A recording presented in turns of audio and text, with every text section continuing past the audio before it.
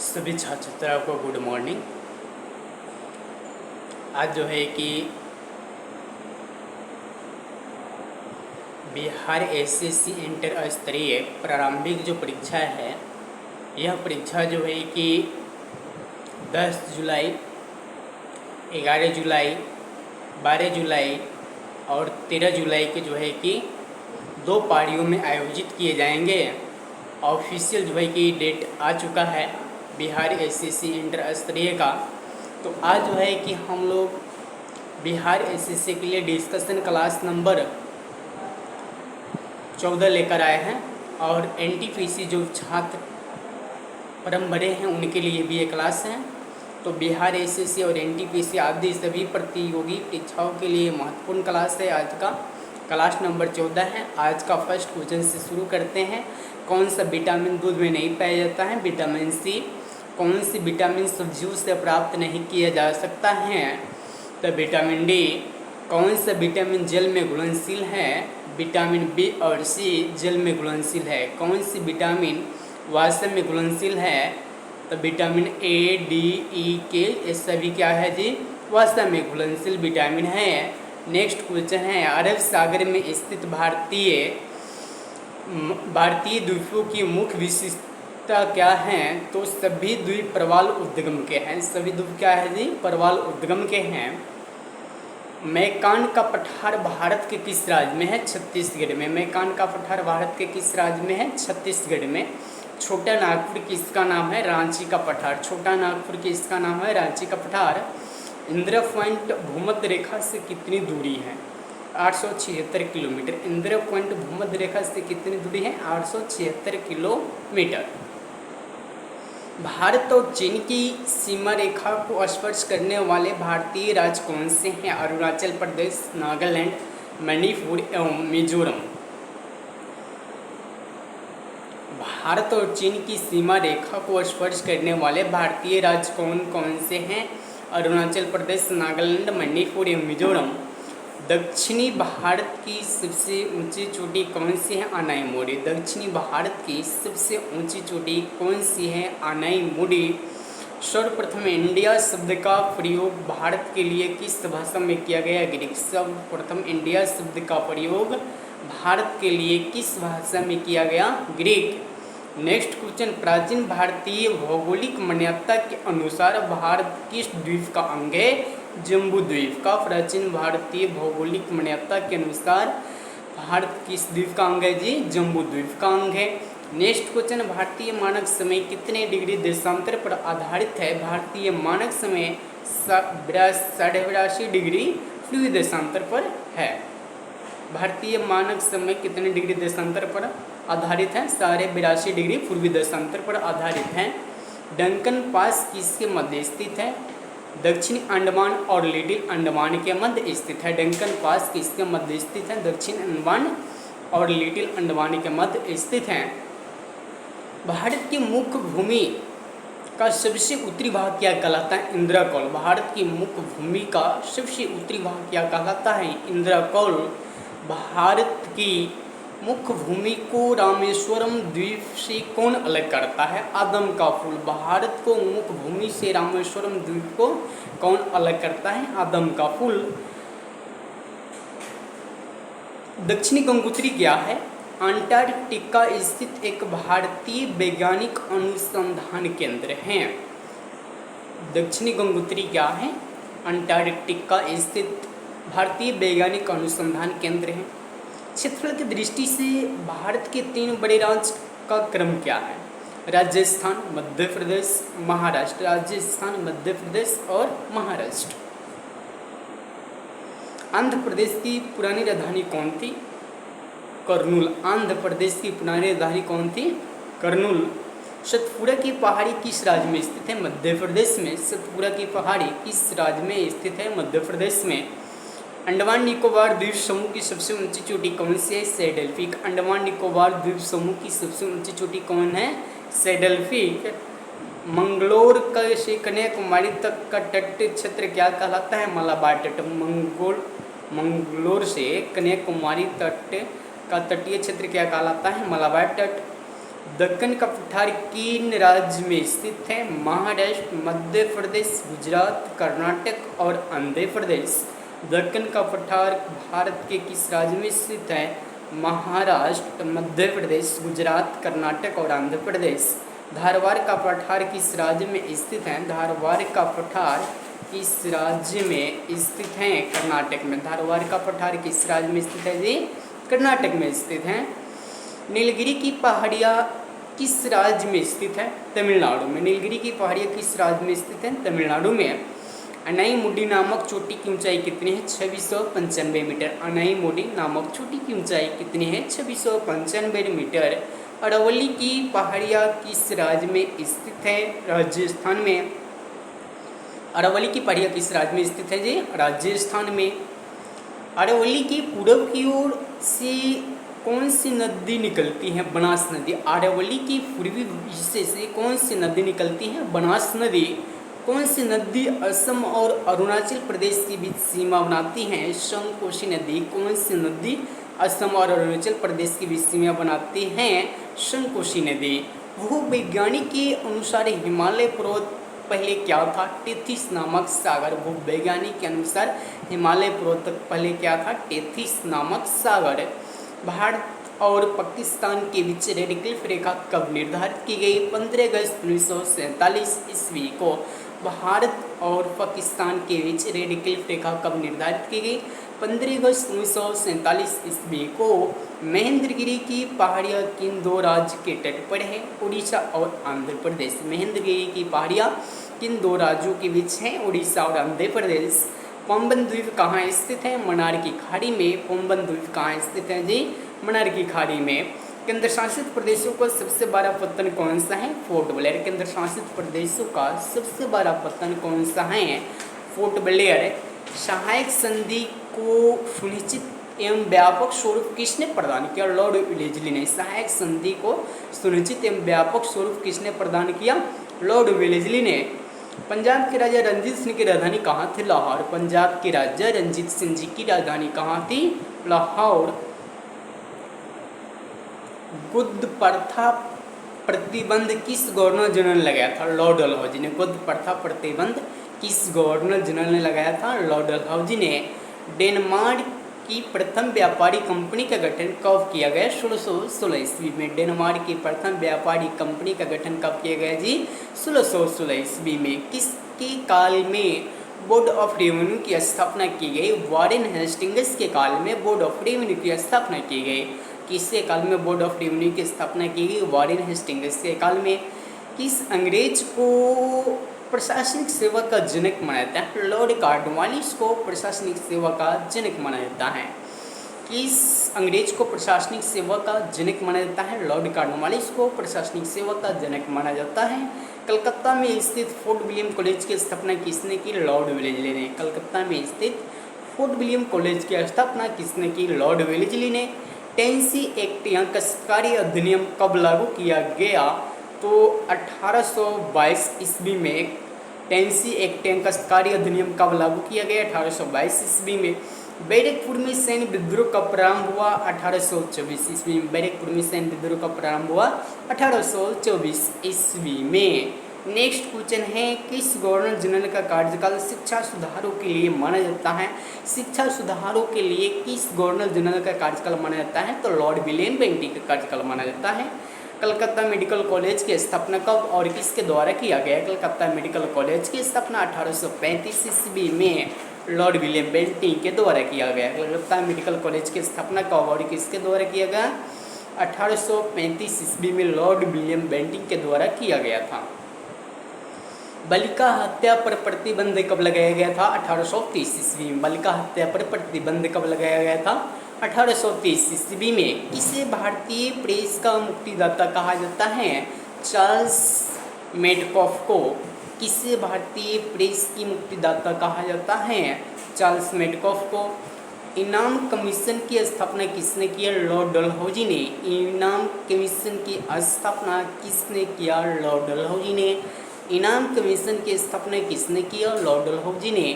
किस कर व्यवस्था के अंतर्गत किसानों से उपज का 50% वसूला जाता था? रैयतवाड़ी व्यवस्था। किस कर व्यवस्था के अंतर्गत किसानों से उपज का 50% वसूला जाता था? रैयतवाड़ी व्यवस्था। नरबली प्रथा का अंत किस गवर्नर के काल में हुआ? एक क्वेश्चन जो है कि आप लोग इसका जो है कि जवाब कमेंट बॉक्स में दीजिएगा कि नरबली प्रथा का अंत किस गवर्नर के काल में हुआ। राइट। नेक्स्ट क्वेश्चन है, भारत से ब्रिटेन की ओर संपत्ति की अपवाहन का सिद्धांत किसने प्रतिपादित किया? दादा भाई नौरोजी ने। भारत से ब्रिटेन की ओर संपत्ति के अपवाहन का सिद्धांत किसने प्रतिपादित किया? दादा भाई नौरोजी ने। नेक्स्ट क्वेश्चन है, भारत में टेलीग्राफ लाइन किसके द्वारा शुरू की गई? किसके बीच शुरू की गई? तो कलकत्ता व आगरा के बीच। भारत में टेलीग्राफ लाइन किसके बीच शुरू की गई? कलकत्ता व आगरा के बीच। भारत में पहली सूती वस्त्र मिल कहाँ स्थापित की गई? मुंबई में। भारत में पहली सूती वस्त्र मिल कहाँ स्थापित की गई? मुंबई में। भारत में अंग्रेजों की लूट किस महत्वपूर्ण घटना के बाद शुरू हुई? प्लासी के युद्ध के बाद। भारत में अंग्रेजों की लूट किस महत्वपूर्ण घटना के बाद शुरू हुई? प्लासी के युद्ध के बाद। भारत में प्रथम रेलवे लाइन किसने बिछाई? जॉर्ज क्लार्क ने। भारत में प्रथम रेलवे लाइन किसने बिछाई? जॉर्ज क्लार्क ने। भारत में ब्रिटिश भूराजस्व प्रणाली का अधिक लाभ किससे प्राप्त हुआ? जमींदारों से प्राप्त हुआ। भारत में ब्रिटिश भूराजस्व प्रणाली का अधिक लाभ किससे प्राप्त हुआ? जमींदारों से प्राप्त हुआ। किसके द्वारा बंगाल व बिहार में अस्थायी बंदोबस्त का शुभारंभ किया गया? Lord Cornwallis. किसके द्वारा बंगाल व बिहार में अस्थायी बंदोबस्त का शुभारंभ किया गया? Lord Cornwallis. रैयतवाड़ी व्यवस्था कब लागू की गई? 1820 ईस्वी में। रैयतवाड़ी व्यवस्था कब लागू किया गया जी? 1820 ईस्वी में। पहली बार औपचारिक रूप से महलवाड़ी प्रथा कब लागू की गई? 1822 ईस्वी में। पहली बार औपचारिक रूप से महलवाड़ी प्रथा कब लागू की गई? 1822 ईस्वी में। अंग्रेजी शासन में कौन सा क्षेत्र अफीम उत्पादन के लिए प्रसिद्ध था? बिहार। अंग्रेजी शासन में कौन सा क्षेत्र अफीम उत्पादन के लिए सर्वाधिक प्रसिद्ध था? बिहार। 18वीं सदी में बंगाल में वस्त्र उद्योग के पतन का कारण क्या था? ब्रिटेन को निर्यात करने वाले माल पर तटकर। ब्रिटेन को निर्यात करने वाले माल पर तटकर। 18वीं सदी में बंगाल में वस्त्र उद्योग के पतन का क्या कारण था? ब्रिटेन को निर्यात करने वाले माल पर ऊंच तटकर।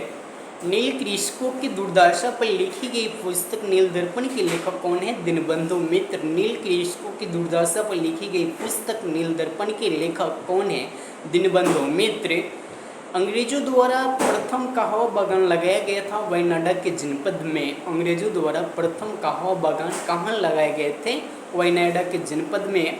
भारत में अंग्रेजों के समय प्रथम जनगणना किसके कार्यकाल में हुई? लॉर्ड मेयो के कार्यकाल में। भारत में अंग्रेजों के समय प्रथम जनगणना किसके कार्यकाल में हुई? लॉर्ड मेयो के कार्यकाल में। नेक्स्ट क्वेश्चन है, भारत सर टॉमस मुनरो किस भूराजस्व से संबंधित हैं? रैयतवाड़ी बंदोबस्त से। सर टॉमस मुनरो किस भूराज बंदोबस्त से संबंधित हैं? तो रैयतवाड़ी बंदोबस्त से। नेक्स्ट क्वेश्चन, अस्थायी बंदोबस्त के तहत जमींदार को पूरे भूराजस्व का कितना प्रतिशत राज्य को देना तय किया गया था? 89%। अस्थायी बंदोबस्त के तहत जमींदार को पूरे भूराजस्व का कितना प्रतिशत राज्य को देना तय हुआ था? 89%। भारत में भारतीयों द्वारा 1881 ईस्वी में स्थापित तथा उनके प्रबंधन में चलने वाला सीमित देयता का प्रथम बैंक कौन सा था? Awadh commercial bank. प्रथम बैंक कौन था जी? Awadh commercial bank. भारत में भारतीयों द्वारा 1881 ईस्वी में स्थापित तथा उनके प्रबंधन में चलने वाला सीमित देयता का प्रथम बैंक कौन सा था? Awadh commercial bank. अंग्रेजों द्वारा पहली बार अस्थायी बंदोबस्त कहाँ लागू की गई? मद्रास प्रेसिडेंसी व बम्बई प्रेसिडेंसी में। अंग्रेजों द्वारा पहली बार अस्थायी बंदोबस्त कहाँ लागू किया गया? मद्रास प्रेसिडेंसी और बम्बई प्रेसिडेंसी में। भारत में इस्पात का उत्पादन सर्वप्रथम कब शुरू हुआ? 1913 ईस्वी में। भारत में सर्वप्रथम इस्पात का उत्पादन कब शुरू हुआ जी? 1913 ईस्वी में। रेल विभाग के लिए पृथक रूप से रेल बजट कब शुरू हुआ? 1924 ईस्वी में। रेल विभाग के लिए पृथक रूप से रेल बजट कब शुरू हुआ? 1924 ईस्वी में। भारत में विकेंद्रीकरण का शुभारंभ किसके समय में हुआ? लॉर्ड मेयो के समय में। भारत में विकेंद्रीकरण का शुभारंभ किसके समय में हुआ? लॉर्ड मेयो के समय में। नेक्स्ट क्वेश्चन है, भारत और इंग्लैंड के आर्थिक हित प्रत्येक क्षेत्र में टकराते हैं। भारत और इंग्लैंड के आर्थिक हित प्रत्येक क्षेत्र में टकराते हैं। यह कथन किसका है? जवाहरलाल नेहरू जी का है। भारत और इंग्लैंड के आर्थिक क्षेत्र में, भारत और इंग्लैंड के आर्थिक हित प्रत्येक क्षेत्र में टकराते हैं। कथन किसका है? पंडित जवाहरलाल नेहरू जी का। 40 and un British rule India पुस्तक के लेखक कौन है? Dadabhai Naoroji. 40 and un British rule India पुस्तक के लेखक कौन है? दादा भाई नौरोजी। भारत में आधुनिक उद्योगों की स्थापना कब हुई? 1850 ईस्वी में। भारत में आधुनिक उद्योगों की स्थापना कब हुई? 1850 ईस्वी में। भारत में रेलवे की स्थापना को आधुनिक उद्योगों की जननी या अग्रदूत किसने कहा? कार्ल मार्क्स ने। भारत में रेलवे की स्थापना को आधुनिक उद्योगों की अग्रदूत या जननी किसकी देन है? तो कार्ल मार्क्स की। भारत में पहली पटसन मिल कहाँ स्थापित की गई? रिसरा, पश्चिम बंगाल में। रिसरा के पश्चिम बंगाल में भारत में पहली पटसन मिल स्थापित की गई थी। सर्वप्रथम लोहा इस्पात उद्योग की स्थापना कहाँ हुई? बिहार में। सर्वप्रथम लोहा इस्पात उद्योग की स्थापना कहाँ हुई? बिहार में। कांग्रेस के कराची अधिवेशन 1931 ईस्वी के अध्यक्ष कौन थे? सरदार वल्लभ भाई पटेल जी।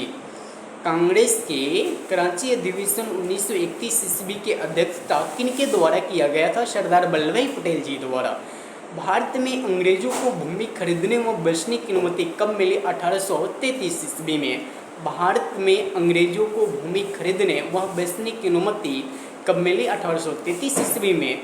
The economy history of India नामक पुस्तक किनके द्वारा लिखा गया है? रमेश चंद्र दत्त जी के द्वारा लिखा गया है। The economy history of India नामक पुस्तक किसके द्वारा लिखा गया है? रमेश चंद्र दत्त के द्वारा लिखा गया है। 1938 ईस्वी में भारतीय राष्ट्रीय कांग्रेस के अनुरोध पर राष्ट्रीय योजना समिति बनाई गई। इसके अध्यक्ष किसको चुना गया? पंडित जवाहरलाल नेहरू जी के चुना गया। 1938 ईस्वी में जब भारतीय राष्ट्रीय कांग्रेस के अनुरोध पर राष्ट्रीय योजना समिति बनाई गई, इसके अध्यक्ष किनको चुना गया? पंडित जवाहरलाल नेहरू जी के चुना गया। नेक्स्ट क्वेश्चन है, किसके काल में सिंचाई आयोग का गठन किया गया? लॉर्ड कर्जन के काल में। किसके काल में सिंचाई आयोग का गठन किया गया? तो लॉर्ड कर्जन के काल में सिंचाई आयोग का गठन किया गया। कृषि विभाग की स्थापना कब की गई? 1872 ईस्वी में। कृषि विभाग की स्थापना कब की गई? 1872 ईस्वी में। नेक्स्ट क्वेश्चन है, किस स्थान पर 1866 ईस्वी में भीषण अकाल पड़ा था? किस स्थान पर 1866 ईस्वी में भीषण अकाल पड़ा था? तो उड़ीसा में। किस स्थान पर 1866 ईस्वी में भीषण अकाल पड़ा था? उड़ीसा में। कलकत्ता में मुस्लिम शिक्षा के विकास के लिए मदरसा कब स्थापित किया गया था? 1772 ईस्वी में। कलकत्ता में मुस्लिम शिक्षा के विकास के लिए मदरसा कब स्थापित किया गया था? 1772 ईस्वी में। सबसे पहले समाचार पत्र बंगाल गजट का प्रकाशन कब हुआ? 1780 ईस्वी में। सबसे पहले समाचार पत्र बंगाल गजट का प्रकाशन कब हुआ? 1780 ईस्वी में। गीता का अंग्रेजी अनुवाद किसने किया? विलियम विल्किंस ने। गीता का अंग्रेजी में अनुवाद किसने किया? विलियम विल्किंस ने। बिजली संचालित तार सेवा पहली बार कहाँ प्रारंभ हुई? कलकत्ता एवं आगरा के मध्य बिजली द्वारा संचालित तार सेवा पहली बार कहाँ प्रारंभ हुई? कलकत्ता एवं आगरा के मध्य। बनारस संस्कृत विश्वविद्यालय के संस्थापक कौन थे? जोनाथन डंक ने। बनारस संस्कृत विश्वविद्यालय के संस्थापक कौन थे? जोनाथन डंक ने। वनडीवास के युद्ध में अंग्रेजों का नेतृत्व किसने किया? सर आयरकुट ने। वनडीवास के युद्ध में अंग्रेजों का नेतृत्व किसने किया? सर आयरकुट ने किया। नेक्स्ट क्वेश्चन है, चंद्रनगर की बस्ती फ्रांसीसियो किसने भेंट दी? शाइस्ता खान ने। किसने भेंट दीजिए? शाइस्ता खान ने। शाइस्ता खान ने चंद्रनगर की बस्ती फ्रांसीसियों को किसने भेंट दी? शाइस्ता खान ने। नेक्स्ट क्वेश्चन है, मुगल बादशाह ने किससे नवाब की पदवी प्रदान की? डुप्ले को। मुगल बादशाह ने किस नवाब की पदवी प्रदान की? डुप्ले को। पांडिचेरियों का गवर्नर जनरल बनने से पूर्व डुप्ले कहाँ का गवर्नर नियुक्त किया गया था? चंद्रनगर का। पांडिचेरियों का गवर्नर जनरल बनने से पूर्व डुप्ले कहाँ का गवर्नर नियुक्त किया गया था? चंद्रनगर का गवर्नर नियुक्त किया गया था। नेक्स्ट क्वेश्चन है, डुप्ले के बाद पांडिचेरी का गवर्नर जनरल कौन बना? गुडेहू। डुप्ले के बाद पांडिचेरी का गवर्नर जनरल कौन बना जी? गुडेहू। पुर्तगालियों ने गोवा पर अधिकार कब किया? 1510 ईस्वी में। पुर्तगालियों ने गोवा पर कब अधिकार किया? 1510 ईस्वी में। नेक्स्ट क्वेश्चन है, पुर्तगालियों ने सर्वप्रथम भारत में कौन सी फसल की खेती किया? तंबाकू की। पुर्तगालियों ने सर्वप्रथम भारत में कौन सी फसल की खेती आरंभ किया? तंबाकू की खेती। किसके शासनकाल में अंग्रेजों ने दिल्ली पर कब्जा किया? शाह आलम द्वितीय की। किसके शासनकाल में अंग्रेजों ने दिल्ली पर शासन किया? शाह आलम द्वितीय के शासनकाल में। मुंशी शिवगांव की संधि किस युद्ध के पश्चात हुई? फालखेड़ा के युद्ध के पश्चात। मुंशी शिवगांव की संधि किस युद्ध के पश्चात हुई? फालखेड़ा के युद्ध के पश्चात। संगोला की संधि कब हुई थी? 1750 ईस्वी में। संगोला की संधि कब हुई थी? 1750 ईस्वी में। इलाहाबाद की संधि कब हुई? 1765 ईस्वी में। इलाहाबाद की संधि कब हुआ? 1765 ईस्वी में। ईस्ट इंडिया कंपनी की मान्यता कब मिली? 1600 ईस्वी में। ईस्ट इंडिया कंपनी को मान्यता कब मिली? 1600 ईस्वी में। पांडिचेरी की स्थापना कब हुई? 1674 ईस्वी में। पांडिचेरी की स्थापना कब हुई? 1674 ईस्वी में। पांडिचेरी की स्थापना किसने की? फ्रांसिस मार्टिन ने। पांडिचेरी की स्थापना किनके द्वारा किया गया था? फ्रांसिस मार्टिन के द्वारा। अंग्रेजों ने पांडिचेरी को फ्रांसीसियों से कब छीना? अंग्रेजों ने पांडिचेरी को फ्रांसीसियों से कब छीना जी? तो 1761 ईस्वी में। रॉबर्ट क्लाई का उत्तराधिकारी कौन था? Warren Hastings. रॉबर्ट क्लाई का उत्तराधिकारी कौन था? Warren Hastings. भारत का प्रथम गवर्नर जनरल कौन था? Lord William Bentinck. भारत का प्रथम गवर्नर जनरल कौन था? Lord William Bentinck. राज हड़प नीति या राज 6 किसके द्वारा लागू की गई? राज हड़प नीति या राज 6 नीति किसके द्वारा लागू की गई? लॉर्ड डलहौजी के द्वारा। राज हड़प नीति या राज 6 नीति किनके द्वारा लागू की गई? लॉर्ड डलहौजी के द्वारा। राज हड़प नीति के अंतर्गत कौन से भारतीय राज कब्जे में किए गए? झांसी, नागपुर, सतारा, जयपुर, अवध और संबलपुर।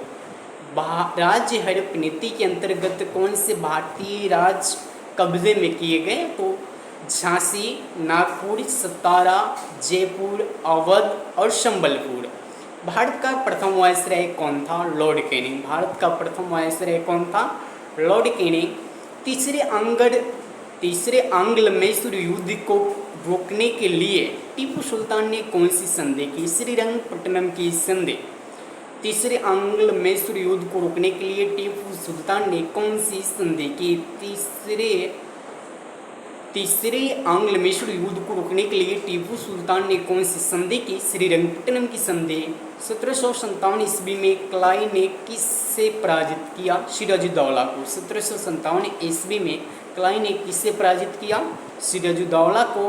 बक्सर का युद्ध कब हुआ? 1764 ईस्वी में। प्लासी का युद्ध 1757 ईस्वी में हुआ, जो कि क्लाई ने सिराजुद्दौला को क्या किया? इसमें पराजित किया।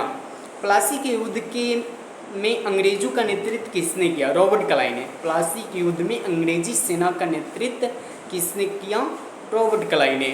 बक्सर का युद्ध कब हुआ था? 1764 ईस्वी में। पानीपत का प्रथम युद्ध कब हुआ था? 1526 ईस्वी में। और पानीपत का द्वितीय युद्ध कब हुआ था? 1556 ईस्वी में। और पानीपत का तीसरा युद्ध 1761 ईस्वी में हुआ था। तराइन का प्रथम युद्ध कब हुआ था जी? 1191 ईस्वी में हुआ, जिसमें पृथ्वीराज चौहान की विजय हुआ और मोहम्मद गोरी जो है कि मोहम्मद गोरी की हार हुई। और पानीपत का दूसरा युद्ध कब हुआ था जी? 1556 ईस्वी में। और तराइन का द्वितीय युद्ध कब हुआ था? 1192 ईस्वी में। तराइन का द्वितीय युद्ध कब हुआ था? 1192 ईस्वी में, जिसमें मोहम्मद गौरी की विजयी होता है। नेक्स्ट क्वेश्चन, बक्सर के युद्ध में अंग्रेजी सेना का नेतृत्व किसने किया? हेक्टर मुनिरो ने। बक्सर के युद्ध में अंग्रेजी सेना का नेतृत्व किसने किया? हेक्टर मुनिरो ने। सुगौली की संधि किस किस के बीच हुई? ईस्ट इंडिया कंपनी और नेपाल के बीच। सुगौली की संधि किस किस के बीच हुई? ईस्ट इंडिया कंपनी और नेपाल के बीच। टीपू सुल्तान की मृत्यु कहाँ हुई थी? श्रीरंगपट्टनम में। टीपू सुल्तान की मृत्यु कहाँ हुई थी? श्रीरंगपट्टनम में। ठगी प्रथा के उन्मूलन में कौन से गवर्नर जनरल की प्रमुख भूमिका थी? विलियम बेंटिंग की। ठगी प्रथा के उन्मूलन में कौन से गवर्नर जनरल की प्रमुख भूमिका थी? लॉर्ड विलियम बेंटिंग की। ओडेयार किसके शासक थे? मैसूर रियासत के। ओडेयार किसके शासक थे? मैसूर रियासत के शासक थे ओडेयार। नेक्स्ट क्वेश्चन है, कलाई को बंगाल का गवर्नर कब बनाया गया? 1757 ईस्वी में। कलाई को बंगाल का गवर्नर कब बनाए गए? 1757 ईस्वी में। द्वैत शासन का अंत किसने किया? वारेन हेस्टिंग्स ने। द्वैत शासन का अंत किनके द्वारा किया गया? वारेन हेस्टिंग्स के द्वारा। अंग्रेजों का सबसे अधिक विरोध किसने किया? मराठों ने। अंग्रेजों का सबसे अधिक विरोध किसने किया? ये मराठों ने किया। विश्व की कुल व्यापारिक ऊर्जा का उत्पादन किस स्रोत से होता है? पेट्रोलियम से। विश्व की कुल व्यापारिक ऊर्जा का उत्पादन किस स्रोत से होता है? पेट्रोलियम से होता है। पेट्रोलियम पदार्थ कहाँ से प्राप्त होते हैं? तलछटी चट्टानों से। पेट्रोलियम पदार्थ कहाँ से प्राप्त किया जाता है? तलछटी चट्टानों से। वर्तमान में कौन सा देश सर्वाधिक कच्चे तेल का उत्पादन करता है? वर्तमान में कौन सा देश कच्चे तेलों का सर्वाधिक उत्पादन करता है? तो सऊदी अरब। किस देश में खनिज तेल के सबसे ज़्यादा भंडार संचित है? वेनेजुएला में। किस देश में खनिज तेल के सबसे ज़्यादा संचित भंडार हैं? वेनेजुएला में। बाकू किसके लिए प्रसिद्ध है? खनिज तेल के लिए। बाकू किसके लिए प्रसिद्ध है? खनिज तेल के लिए। गैर तेल का प्रथम कुआं कब और कहाँ खोदा गया? 1859 ईस्वी में, संयुक्त राज्य अमेरिका में। गैर तेल का प्रथम कुआं कब और कहाँ खोदा गया? 1859 ईस्वी में, संयुक्त राज्य अमेरिका में। किरकुक किस खनिज से संबंधित है? खनिज तेल से। किरकुक किस खनिज से संबंधित है? खनिज तेल से। खनिज तेल के भंडारण होते हुए भी कौन सा देश तेल का आयात करता है? संयुक्त राज्य अमेरिका। खनिज तेल के भंडारण होते हुए भी कौन सा देश तेल का आयात करता है? संयुक्त राज्य अमेरिका। अंधी घाटी क्षेत्र किस खनिज के लिए विख्यात है? यूरेनियम के लिए। अंधी घाटी क्षेत्र किस खनिज के लिए विख्यात है? यूरेनियम के लिए। थोरियम का सबसे अधिक भंडार कहाँ पाया जाता है? भारत में। थोरियम का सबसे अधिक भंडार कहाँ पाया जाता है? भारत में। विश्व में पवन ऊर्जा का कौन सा देश सबसे अधिक उत्पादन करता है? तो पांचवा। विश्व में पवन ऊर्जा में भारत का स्थान कौन सा है? पांचवा। विश्व का प्रथम जल विद्युत केंद्र कब और कहाँ स्थापित किया गया? 1883 ईस्वी, फ्रांस में। 1883 ईस्वी में, फ्रांस में। विश्व का प्रथम जल विद्युत केंद्र कब और कहाँ स्थापित किया गया? 1883 ईस्वी, फ्रांस में। विश्व का प्रथम जल विद्युत केंद्र कब और कहाँ स्थापित किया गया? 1883 ईस्वी, फ्रांस में। विश्व की किस महाद्वीपीय जल विद्युत शक्ति की संभावना सर्वाधिक है? अफ्रीका में। विश्व के किस महाद्वीप में जल विद्युत शक्ति की संभावना सर्वाधिक है? अफ्रीका में। नेक्स्ट क्वेश्चन है, पर्यावरण के अनुकूल होते हुए भी किसी श्वेत कोयला के नाम से जाना जाता है? जल विद्युत को। पर्यावरण के अनुकूल होते हुए भी किसी श्वेत कोयला के नाम से जाना जाता है? जल विद्युत को। विद्युत उत्पादन के लिए भूतापीय ऊर्जा का उपयोग सर्वप्रथम किस देश में हुआ? इटली में। विद्युत उत्पादन के लिए भूतापीय ऊर्जा का सर्वप्रथम उपयोग किस देश में हुआ? इटली में। किस देश में एकमात्र ऊर्जा का स्रोत जल विद्युत ही है? स्विट्जरलैंड। किस देश में एकमात्र जल ऊर्जा का स्रोत जल विद्युत ही है? स्विट्जरलैंड में। कोयला की सर्वोत्तम किस्म कौन सी है? एंथ्रासाइट। कोयला की सर्वोत्तम किस्म कौन सी है? एंथ्रासाइट। विश्व में किस प्रकार के कोयला सबसे अधिक पाया जाता है? बिटुमिन्स कोयला। विश्व में किस प्रकार के कोयला सबसे अधिक पाया जाता है? बिटुमिन्स कोयला। कौन सा कोयला भूरा कोयला के नाम से जाना जाता है? लिग्नाइट कोयला को भूरा कोयला के नाम से जाना जाता है। एंथ्रेसाइट कोयले में कार्बन की मात्रा कितनी प्रतिशत होती है? 90%। एंथ्रासाइट कोयले में कार्बन की मात्रा कितना होता है? 90%। बिटुमिन्स कोयला का उत्पादन विश्व में कोयले के कुल उत्पादन का कितना प्रतिशत है? 80%। बिटुमिन्स कोयला का उत्पादन विश्व में कुल कोयले के उत्पादन का कितना प्रतिशत है? 80%। कोयला किस प्रकार की चट्टानों में पाया जाता है? औषधि चट्टानों में। कोयला किस प्रकार के चट्टान में पाया जाता है जी? औषधि चट्टानों में पाया जाता है। विश्व में कोयला अधिक किस देश में पाया जाता है? विश्व में कोयला अधिक किस देश में पाया जाता है? तो चीन में। विश्व में कोयला सबसे अधिक किस देश में पाया जाता है जी? चीन में। जर्मनी का सबसे अधिक महत्वपूर्ण कोयला क्षेत्र कौन सा है? वेस्टफूलिया क्षेत्र। जर्मनी का सबसे अधिक संपूर्ण कोयला क्षेत्र कौन सा है? वेस्टफूलिया क्षेत्र। विश्व की सबसे बड़ी कोयले की खान कौन सी है तथा कहाँ है? बाकी की खान जिम्बाब्वे में है। विश्व की सबसे बड़ी कोयले की खान कौन सा है तथा कहाँ है? बाकी की खान जिम्बाब्वे में है। कोयला उत्पादन की दृष्टि से भारत का विश्व में कौन सा स्थान है? कोयला उत्पादन की दृष्टि से भारत का विश्व में तीसरा स्थान है। कोयला उत्पादन की दृष्टि से भारत का विश्व में तीसरा स्थान है। विश्व विख्यात डेनमार्क कोयला क्षेत्र किस देश में है? यूक्रेन में। विश्व विख्यात डेनमार्क कोयला क्षेत्र किस देश में है जी? यूक्रेन में। रूड बेसिन कोयला क्षेत्र किस देश में है? जर्मनी में। रूड बेसिन कोयला क्षेत्र किस देश में है? जर्मनी में। कौन से संसाधन ऊर्जा के नवीकरण योग्य संसाधन है? तो जल विद्युत और सौर ऊर्जा।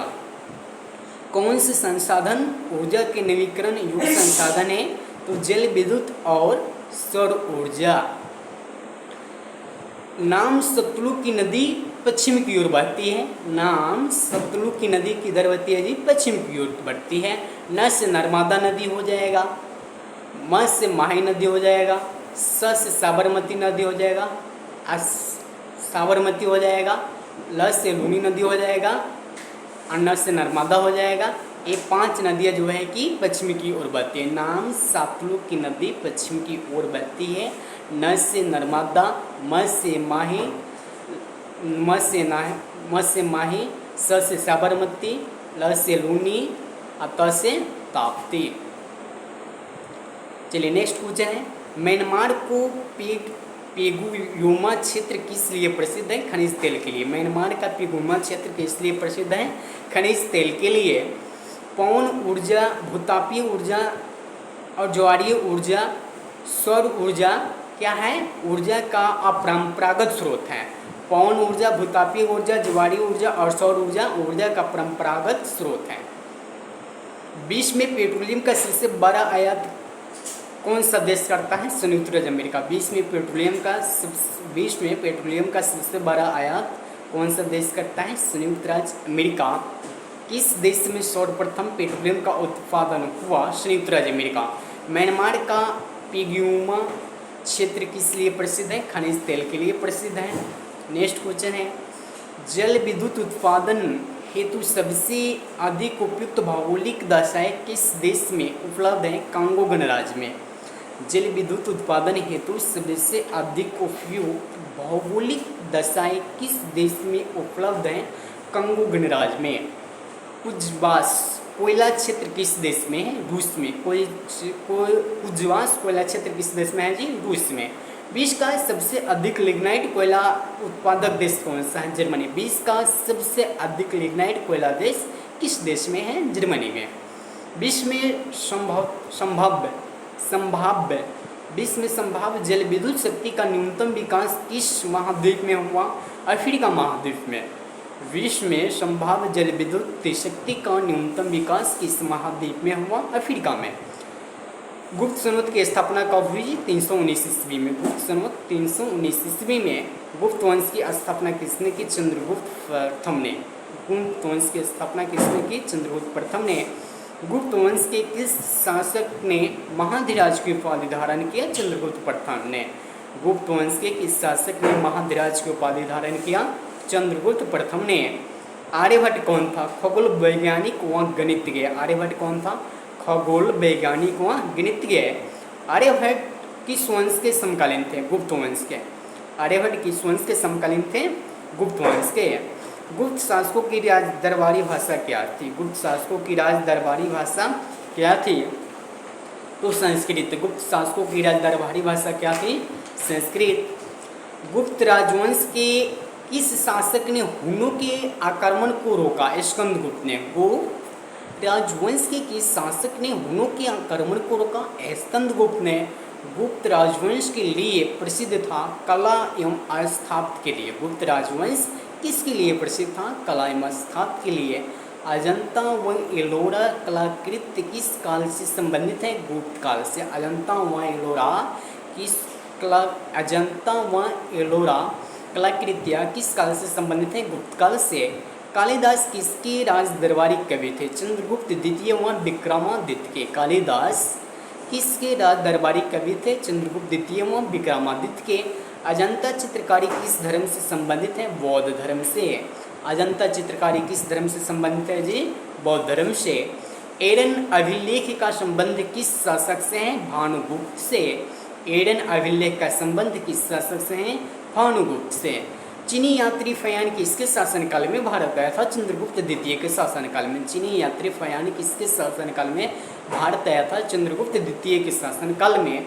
भारतीय संस्कृति का स्वर्ण युग किस युग को कहा जाता है? गुप्त युग को। भारतीय संस्कृति का स्वर्ण युग किस युग को कहा जाता है? गुप्त युग को। सेतुबंध की रचना किस वंश के शासकों ने की? वाकाटक वंश के शासकों ने। सेतुबंध की रचना किस वंश के शासकों ने किया? वाकाटक वंश के शासकों ने।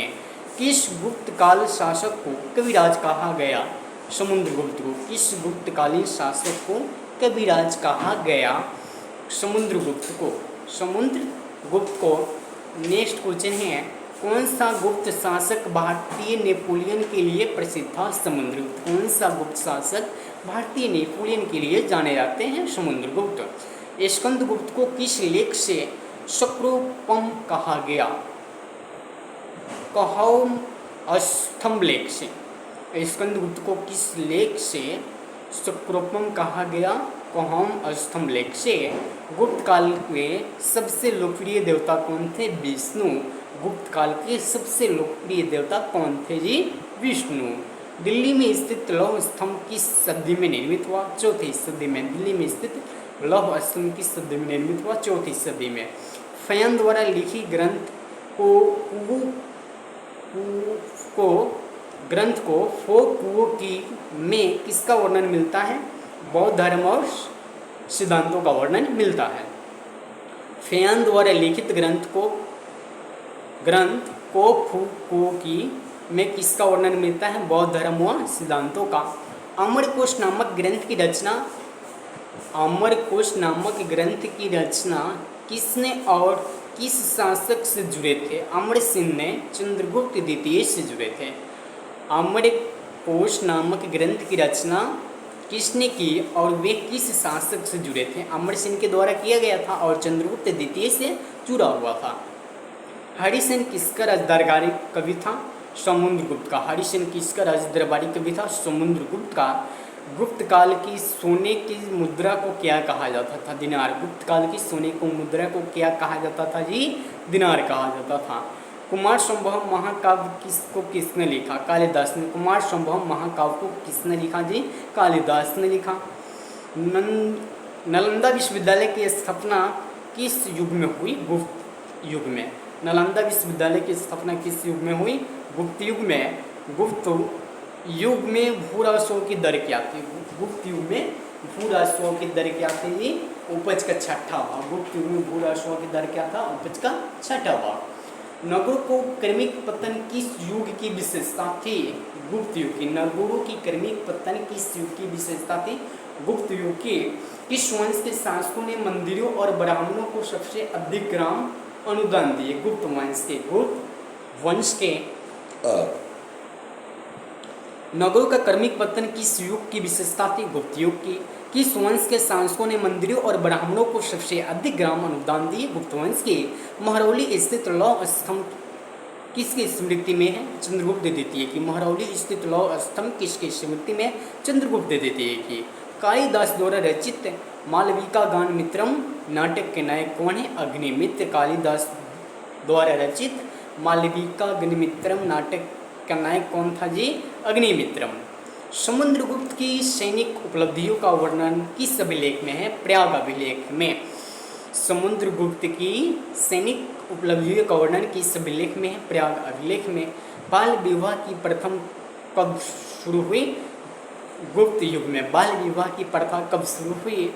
गुप्त युग में। सर्वप्रथम कौन सा सर्वप्रथम कौन सा ग्रंथ यूरोपीय भाषा में अनुदित या अनुवादित हुआ? अभिज्ञान शाकुंतलम। सर्वप्रथम कौन सा ग्रंथ यूरोपीय भाषा में अनुवादित या अनुदित हुआ? अभिज्ञान शाकुंतलम। सती प्रथा का प्रथम उल्लेख कहाँ मिलता है? एडन अभिलेख में। सती प्रथा का प्रथम उल्लेख कहाँ मिलता है जी? एडन अभिलेख में मिलता है। गुप्तकालीन सिक्कों को सबसे बड़ा ढेर कहाँ से प्राप्त हुआ? बयान भरपुरा से। गुप्तकालीन सिक्कों का सबसे बड़ा ढेर कहाँ से प्राप्त हुआ जी? बयान भरपुरा से। किस गुप्त शासक को नालंदा विश्वविद्यालय का संस्थापक माना जाता है? कुमारगुप्त प्रथम को। किस गुप्त शासक को नालंदा विश्वविद्यालय का शासक माना जाता है? यहाँ क्या है जी? किस गुप्त शासक को नालंदा विश्वविद्यालय का संस्थापक माना जाता है? किस गुप्त शासक को नालंदा विश्वविद्यालय का संस्थापक माना जाता है? तो कुमारगुप्त प्रथम को। कालिदास की कौन सी पुस्तक गिनी विश्व की सर्वाधिक प्रसिद्ध से कृतियों में से की जाती है? अभिज्ञान शाकुंतलम। कालिदास द्वारा किस कृति की गिनती विश्व की सर्वाधिक प्रसिद्ध से कृतियों में से की जाती है? एक, तो अभिज्ञान शाकुंतलम। गणित की दशमलव प्रणाली के आविष्कार का श्रेय किसे दिया जाता है? मौर्य युग को। गणित की दशमलव प्रणाली के आविष्कार का श्रेय मौर्य युग को दिया जाता है। किस विद्वान ने गणित को एक पृथक विषय के रूप में स्थापित किया? किस विद्वान ने गणित को एक पृथक विषय के रूप में स्थापित किया? आर्यभट्ट ने। आर्यभट्ट ने शून्य का आविष्कार किया। भारत में शून्य का आविष्कार हुआ। भारत में शून्य का आविष्कार हुआ। गुप्त की काल की प्रसिद्ध पुस्तक नवीनतम का संबंध किस क्षेत्र से है? चिकित्सा के क्षेत्र से। गुप्त काल की प्रसिद्ध पुस्तक नवीनतम का संबंध किस क्षेत्र से है? चिकित्सा के क्षेत्र से है। तांबे के सिक्के जारी करने वाला प्रथम गुप्त शासक कौन था? रामगुप्त। तांबे के सिक्के जारी करने वाला प्रथम गुप्त शासक कौन था? रामगुप्त। मिहिर कुल का संबंध किससे था? हुन से था। मिहिर कुल का संबंध किससे था? हुन से था। कौन से गुप्त राजा ने विक्रमादित्य की उपाधि ग्रहण की थी? चंद्रगुप्त द्वितीय ने विक्रमादित्य की उपाधि ग्रहण की थी। कौन से गुप्त राजा ने विक्रमादित्य की उपाधि ग्रहण की थी? चंद्रगुप्त द्वितीय ने विक्रमादित्य की उपाधि ग्रहण की थी। किस गुप्त शासक ने दक्षिण में 12 राज्यों पर विजय किया? समुद्रगुप्त ने दक्षिण में 12 राज्यों पर विजय किया। किस गुप्त शासक ने दक्षिण में 12 राज्यों पर विजय किया? चंद्रगुप्त द्वितीय ने। सर्वराज्योत्सव की उपाधि किसने धारण की? समुद्रगुप्त ने। सर्व राजोचितता की उपाधि किसने धारण की? समुद्रगुप्त ने। चंद्रगुप्त प्रथम ने गुप्त संवत की स्थापना कब की? चंद्रगुप्त प्रथम ने गुप्त संवत की स्थापना कब की? चंद्रगुप्त प्रथम ने गुप्त संवत की स्थापना 319 ईस्वी में किया। गुप्त संवत एवं शक संवत में कितना अंतर है? तो 241 वर्ष, कहीं कहीं 235 वर्ष विद्या रहता है। ठीक है। गुप्त संवत में शक संवत में कितना का अंतर है? 241 वर्ष का। किस वंश के शासकों ने चांदी की मुद्राओं का प्रचलन किया? गुप्त वंश के शासकों ने। किस वंश के शासकों ने चांदी की मुद्राओं का प्रचलन किया? गुप्त वंश के शासकों ने। किसने समुद्रगुप्त को भारत का नेपोलियन का? विसेंट स्मिथ ने। किसने समुद्रगुप्त को भारत का नेपोलियन का? विसेंट स्मिथ ने। गुप्त काल में प्रमुख शिक्षा केंद्र था पाटलिपुत्र एवं उज्जैनी। गुप्त काल में प्रमुख शिक्षा केंद्र था पाटलिपुत्र एवं उज्जैनी। गुप्त वंश का अंतिम शासक कौन था? विष्णुगुप्त। गुप्त वंश का अंतिम शासक कौन था जी? विष्णुगुप्त। सती होने का प्रमाण प्रथम बार कब मिलता है? 510 ईस्वी में सती होने का प्रथम प्रमाण कब मिलता है जी? 510 ईस्वी में। सूर्य सिद्धांत नामक ग्रंथ किसने लिखा? आर्यभट्ट ने। सूर्य सिद्धांत नामक ग्रंथ किसने लिखा जी? आर्यभट्ट ने लिखा, आर्यभट्ट ने। नालंदा विश्वविद्यालय की स्थापना 415 से 454 ईस्वी में। नालंदा विश्वविद्यालय की स्थापना 415 से 454 ईस्वी में हुई। पुष्पवती वंश की स्थापना किसने की? पुष्पवती वर्मन ने। पुष्पवती वंश की स्थापना किन के द्वारा किया गया? पुष्पवती वर्मन के द्वारा। किन दो महान व्यक्तियों का जन्म दिवस एक ही दिन मनाया जाता है? तो 2 अक्टूबर को गांधी जयंती और लाल बहादुर शास्त्री जयंती मनाया जाता है, और अहिंसा दिवस भी 2 अक्टूबर को ही मनाया जाता है। शहीद दिवस को मनाया जाता है 23 जनवरी को, और कुष्ठ निवारण दिवस भी 23 जनवरी को मनाया जाता है। पुष्पवती वंश का सबसे प्रतापी राजा कौन था? हर्षवर्धन। पुष्पवती वंश का सबसे प्रतापी राजा कौन था जी? हर्षवर्धन था। पुष्पवती वंश का सबसे प्रतापी राजा कौन था? हर्षवर्धन। नेक्स्ट क्वेश्चन है, हर्षवर्धन गद्दी पर कब बैठा? 6 से 6 ईस्वी में। हर्षवर्धन गद्दी पर कब बैठता है जी? 6 से 6 ईस्वी में। हर्षवर्धन का राज दरबारी कवि कौन था? बाणभट्ट। हर्षवर्धन का राज दरबारी कवि कौन था जी? बाणभट्ट। चीनी यात्री हैंसन किसके समकालीन था? हर्षवर्धन के। चीनी यात्री हैंसन किसके समकालीन था? हर्षवर्धन के। किस व्यक्ति को द्वितीय अशोक कहा जाता है? हर्षवर्धन को। किस व्यक्ति को द्वितीय अशोक कहा जाता है? हर्षवर्धन को। अंतिम बौद्ध राजा कौन था जो संस्कृत का महान विद्वान था? हर्षवर्धन। अंतिम बौद्ध राजा कौन था जो अंतिम बौद्ध राजा कौन था? अंतिम बौद्ध राजा कौन था जो संस्कृत का महान विद्वान था? हर्षवर्धन। अंतिम बौद्ध राजा कौन था जो संस्कृत का महान विद्वान था? हर्षवर्धन। हर्ष चरित्र किसके द्वारा लिखा गया है? बाणभट्ट के द्वारा। हर्ष चरित्र किसके द्वारा लिखा गया है? बाणभट्ट के द्वारा।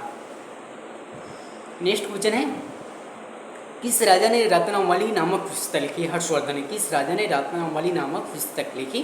हर्षवर्धन ने। हर्षवर्धन और पुलकेशिन द्वितीय के मध्य हुए संघर्ष की जानकारी कहाँ से मिलता है? एहोल अभिलेख से। हर्षवर्धन और पुलकेशिन द्वितीय के मध्य हुए संघर्ष की जानकारी कहाँ से मिलता है? एहोल अभिलेख से। हर्ष ने अपनी राजधानी थानेश्वर से कहाँ स्थानांतरित किया? कनौज। हर्ष ने अपनी राजधानी थानेश्वर से कहाँ स्थानांतरित किया जी? कनौज।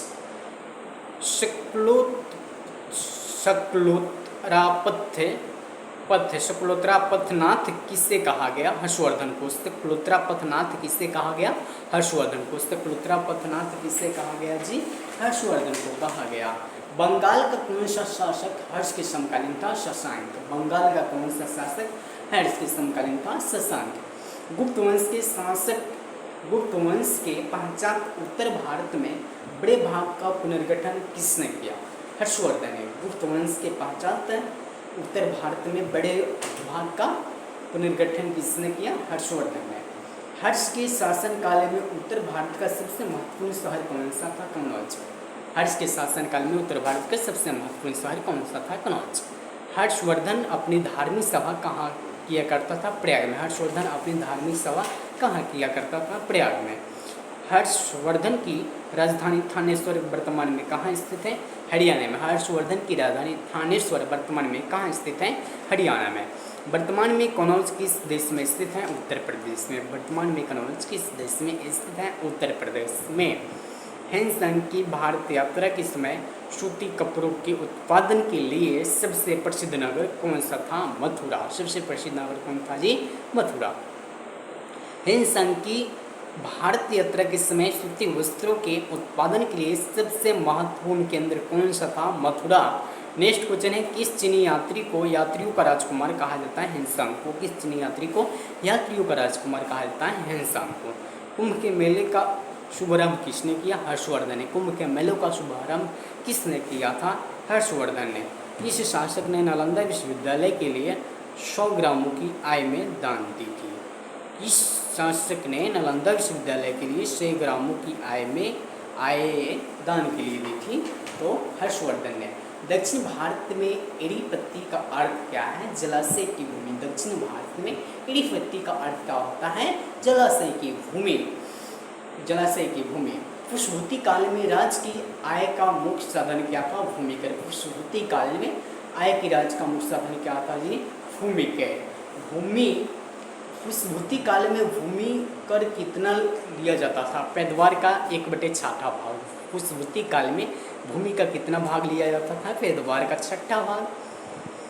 हर्षवर्धन के समय नालंदा विश्वविद्यालय का कुलपति कौन था? शिलभद्र। हर्षवर्धन के समय नालंदा विश्वविद्यालय का कुलपति कौन था? शिलभद्र। किस अभिलेख में हर्षवर्धन को परमेश्वर कहा गया? तो मधुबन एवं बोसखेरा अभिलेख में। मधुबन एवं बोसखेरा अभिलेख में किस अभिलेख में हर्षवर्धन को परमेश्वर कहा गया? मधुबन एवं बोसखेरा अभिलेख में। कश्मीर का इतिहास किस ग्रंथ में मिलता है? राजतरंगिणी में। कश्मीर का इतिहास किस ग्रंथ में मिलता है? राजतरंगिणी में। राजतरंगिणी नामक ग्रंथ किसने लिखी? कलहर ने। राजतरंगिणी नामक ग्रंथ किसने लिखा जी? कलहर ने लिखा। कारकोट वंश की स्थापना किसने की? दुर्लभ वर्धन ने। दुर्लभ वर्धन ने कारकोट वंश की स्थापना किसने की? दुर्लभ वर्धन ने। अवंती नगर नामक नगर को किस शासक ने बसाया? अवंतीवर्मन ने। अवंती नगर नामक नगर को किस शासक ने बसाया जी? अवंतीवर्मन ने। कारकोट वंश के बाद किस वंश का उदय हुआ? उत्पल वंश के। कारकोट वंश के बाद किस वंश का उदय हुआ? उत्पल वंश का उदय हुआ। कारकोट वंश के बाद किस वंश का उदय होता है जी? उत्पल वंश का उदय होता है। कारकोट वंश के बाद किस वंश का उदय हुआ? उत्पल वंश का उदय हुआ। सर्वप्रथम हर्षवर्धन ने कनौज में बौद्ध धर्म सभा का आयोजन कब किया? 643 ईस्वी में। सर्वप्रथम हर्षवर्धन ने कनौज में बौद्ध धर्म सभा का आयोजन कब किया? 643 ईस्वी में। हर्षवर्धन की मृत्यु के पश्चात कनौज पर किसका शासन हुआ? यशोवर्मन का। हर्षवर्धन की मृत्यु के पश्चात कनौज पर किसका शासन हुआ? यशोवर्मन का। हैंसंग की रचना किसने की? शिवयुग ने। हैंसंग की रचना किनके द्वारा किया गया? शिवयुग के द्वारा। प्रकृति का सुरक्षा कवच किससे कहा जाता है? ज्वालामुखी को। प्रकृति का सुरक्षा कवच किससे कहा जाता है जी? ज्वालामुखी को। इस ज्वालामुखी में उजागर होते रहते हैं? जागृत ज्वालामुखी में। किस ज्वालामुखी में उजागर होते रहते हैं? जागृत ज्वालामुखी में। पहले शुरू की उत्पत्ति कब होती है? ज्वालामुखी के उजागर के समय। पहले अश्रु की उत्पत्ति कब होती है? ज्वालामुखी के उजागर के समय। ज्वालामुखी में कौन कौन सी गैसें होती हैं? जल, वाष्प, हाइड्रोजन, नाइट्रोजन व कार्बन डाइऑक्साइड। ज्वालामुखी में कौन कौन सी गैसें होती हैं? तो जल, वाष्प, हाइड्रोजन, नाइट्रोजन व कार्बन डाइऑक्साइड। कोल्डेरा किससे संबंधित है? ज्वालामुखी से। कोल्डेरा किससे संबंधित है जी? ज्वालामुखी से। नेक्स्ट क्वेश्चन है, किस ज्वालामुखी में उजागर कभी नहीं हुआ वह क्या कहलाता है? शांत ज्वालामुखी। जिस ज्वालामुखी में उजागर कभी नहीं हुआ वह क्या कहलाता है? शांत ज्वालामुखी। जिस ज्वालामुखी में उजागर कभी नहीं हुआ वह शांत ज्वालामुखी कहलाता है। विश्व का सबसे ऊंचा सक्रिय ज्वालामुखी कौन सा है? ओजस डेल साल्डो, अर्जेंटीना, चिली में है। विश्व का सबसे ऊंचा सक्रिय ज्वालामुखी कौन सा है? ओजस डेल साल्डो, अर्जेंटीना, चिली में। विश्व का शांत ज्वालामुखी कौन सा है? विश्व का शांत ज्वालामुखी कौन सा है? एकांकोगुआ। विश्व का शांत ज्वालामुखी कौन सा है जी? एकांकोगुआ। फ्यूजिमा किस देश का ज्वालामुखी है? जापान की। फ्यूजिमा किस देश का ज्वालामुखी है? जापान का। किस ज्वालामुखी को भूमध्य सागर का प्रकाश स्तंभ कहा जाता है? तो स्ट्रोम्बोली के। किस ज्वालामुखी को भूमध्य सागर का प्रकाश स्तंभ कहा जाता है? स्ट्रोम्बोली को। एयरबस ज्वालामुखी कहाँ स्थित है? अंटार्कटिक महाद्वीप में। एयरबस ज्वालामुखी कहाँ स्थित है जी? अंटार्कटिक महाद्वीप में। माउंट एटना ज्वालामुखी किस द्वीप पर स्थित है? सिसिली द्वीप पर। माउंट एटना ज्वालामुखी किस द्वीप पर स्थित है? सिसिली द्वीप पर। विसुयस ज्वालामुखी किस देश में है? इटली में। विसुयस ज्वालामुखी किस देश में? इटली में। ज्वालाखंडाश्मी क्या है? ज्वालाखंडाश्मी क्या है? तांत सेल के टुकड़े और लावा। तांत सेल के टुकड़े और लावा। विश्व का सबसे अधिक ज्वालामुखी वाला क्षेत्र कौन सा है? प्रशांत महासागर का अग्निवलय। विश्व का सबसे अधिक ज्वालामुखी वाला क्षेत्र कौन सा है? प्रशांत महासागर का अग्निवलय। किस ज्वालामुखी की आकृति गोभी के फूल के समान है? वोल्केनियन तुर्की। वोल्केनियन तुर्की। किस ज्वालामुखी की आकृति गोभी की समान है? तो वोल्केनियन ज्वालामुखी की। पृथ्वी की सतह के नीचे द्रवीभूत गैस क्या कहलाता है? मैग्मा। पृथ्वी की सतह के नीचे द्रवीभूत सेल क्या कहलाता है जी? मैग्मा कहलाता है। किस ज्वालामुखी में ऐतिहासिक काल से उजागर नहीं हुए? मृत ज्वालामुखी में। किस ज्वालामुखी में ऐतिहासिक काल से उजागर नहीं हुए हैं? मृत ज्वालामुखी में। कौन सा विटामिन सूर्य से प्राप्त किया जा सकता है? तो विटामिन डी। मानव शरीर के लिए विटामिन ए को संचित किया जाता है लीवर में। कहाँ संचित किया जाता है? लीवर में। विटामिन ए का सबसे अच्छा स्रोत क्या है? गाजर। विटामिन सी का सबसे अच्छा स्रोत क्या है? आंवला। पके हुए विटामिन, पके हुए आम में जो है कि पके हुए पपीता और आम में जो है कि विटामिन ए पाया जाता है। पके हुए में कितने आपको पाया जाता है? ए पाया जाता है। ठीक है। तो और विज्ञान दिवस कब मनाता है? 28 फरवरी को। विज्ञान दिवस कब मनाता है? 28 फरवरी को। विश्व नर्स दिवस कब मनाता है? 12 मई को। विश्व नर्स दिवस 12 मई को। गुलाब दिवस कब मनाता है? गुलाब दिवस 12 फरवरी को। गुलाब दिवस कब मनाता है? 12 फरवरी को। वैलेंटाइन दिवस कब मनाता है? 14 फरवरी को। शहीद दिवस कब मनाता है? 23 जनवरी को। गणतंत्र दिवस कब मनाता है? 26 जनवरी को। स्वतंत्रता दिवस कब मनाता है? 15 अगस्त को। 15 अगस्त को। तो आज जो है कि यहाँ बिहार एसएससी और एनटीपीसी आदि सभी प्रतियोगिताओं के लिए काज था। बिहार एसएससी इंटर स्तरीय का एग्ज़ाम डेट आ चुका है। फाइनल नोटिफिकेशन मात्र आज से 3 महीना डेट है, क्योंकि आज जो है कि 10 अप्रैल 2025 है का यह वीडियो है। और 10 जुलाई, 11 जुलाई, 12 जुलाई और 13 जुलाई को प्रारंभिक परीक्षा जो है कि बिहार एसएससी इंटर स्तरीय का 2 पालियों में आयोजित की जाएगी।